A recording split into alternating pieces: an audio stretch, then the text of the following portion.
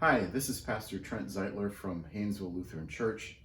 Today is day 2 of reading the Passion narratives from the Gospels. Last night we started with Matthew's Gospel. We did the first part of that. Today is part 2.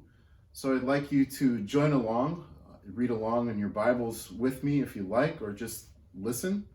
We will be beginning in the 27th chapter of Matthew, beginning with the 32nd verse, to finish the second part of Matthew's Passion narrative. As they went out, they came upon a man from Cyrene named Simon, and they compelled this man to carry the cross. And when they came to a place called Golgotha, which means place of a skull, they offered him wine to drink mixed with gall. But when he tasted it, he would not drink it. And when they had crucified him, they divided his clothes among themselves by casting lots. Then they sat down there and kept watch over him. Over his head they put the charge against him, which read, "This is Jesus, King of the Jews." Then 2 bandits were crucified with him, one on his right and one on his left. Those who passed by derided him, shaking their heads and saying, "You who would destroy the temple and build it in 3 days, save yourself. If you are the Son of God, come down from the cross." In the same way, the chief priests also, along with the scribes and elders, were mocking him, saying, "He saved others, he cannot save himself. He is the King of Israel. Let him come down from the cross now, and we will believe in him. He trusts in God.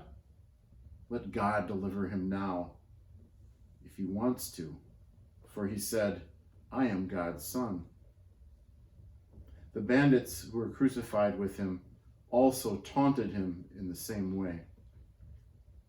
From noon on, darkness came over the whole land until 3 p.m.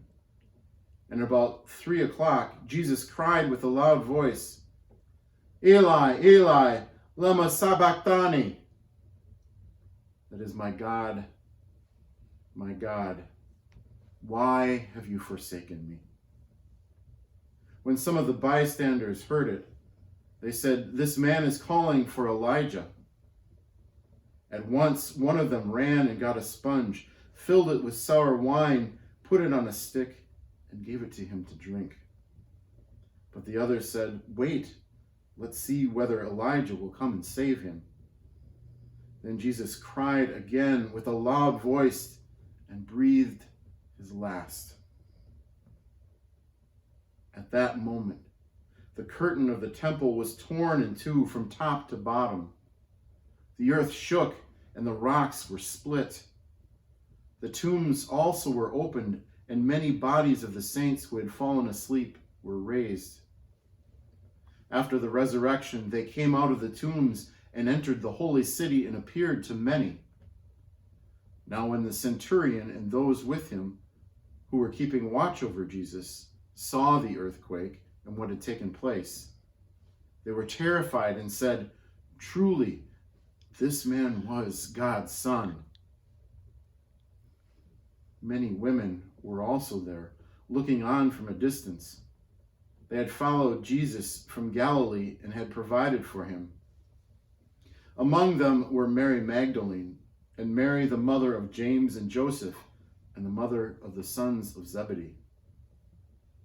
When it was evening, there came a rich man from Arimathea named Joseph, who was also a disciple of Jesus.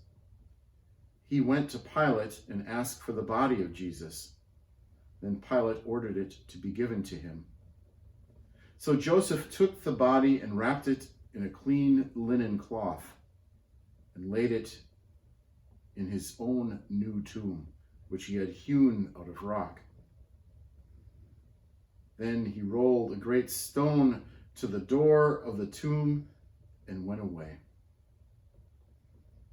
Mary Magdalene and the other Mary were there, sitting opposite the tomb.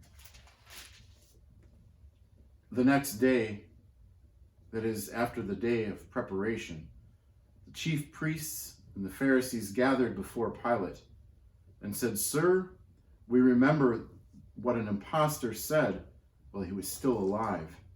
After 3 days I will rise again. Therefore command the tomb to be made secure until the 3rd day. Otherwise his disciples may go and steal him away and tell the people he has been raised from the dead, and the last deception would be worse than the first." Pilate said to them, "You have a guard of soldiers. Go, make it as secure as you can." So they went with the guard and made the tomb secure by sealing the stone. Thanks for joining in this afternoon. This has been the Matthew version of the Passion, and we look forward to being with you again tomorrow afternoon as we move forward with our Passion readings with Mark.